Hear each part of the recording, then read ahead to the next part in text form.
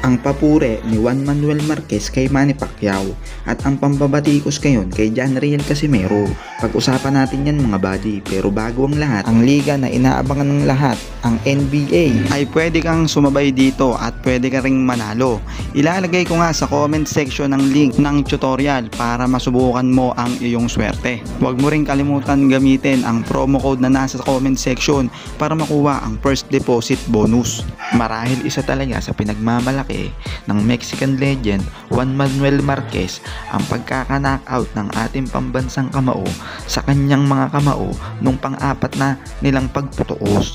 Ganun pa man mga buddy, ay sobrang taas ng respeto ni Marquez kay Manny Pacquiao dahil kung usapan daw ng pagiging greatest of all ay sigurado daw si Marquez na dapat isa ang pangalan ni Manny Pacquiao ang nasa taas ng rankings dahil para daw kay Marquez ay ang na-achieve ni Manny Pacquiao bilang 8 Division World Champion ay napakahirap daw tibagin at napakahirap daw burahin. Hindi rin daw may pagkakaila ang tapang ng ating pambansang kamao na harapin ang mga bigating pangalan sa era nila noon. Wag rin daw nating kalimutan na si Pacquiao daw ay nanggaling talaga sa mababang dibisyon at walang takot na umakyat ng timbang at nilabanan ang mga kampiyon sa bawat dibisyon.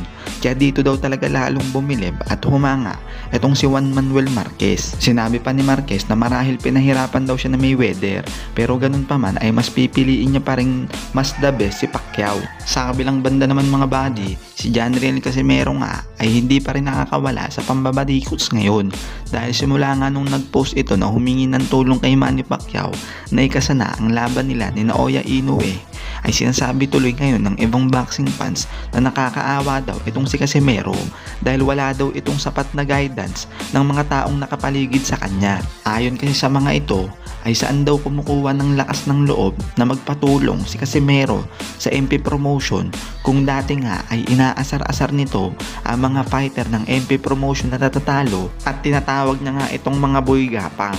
Kung gusto daw talaga ni Casimero makuha ang laban kontra Inoue ay kailangan niya talagang iwan ang mga kasama niya ngayon na talagang sumisira ng kanyang imahe.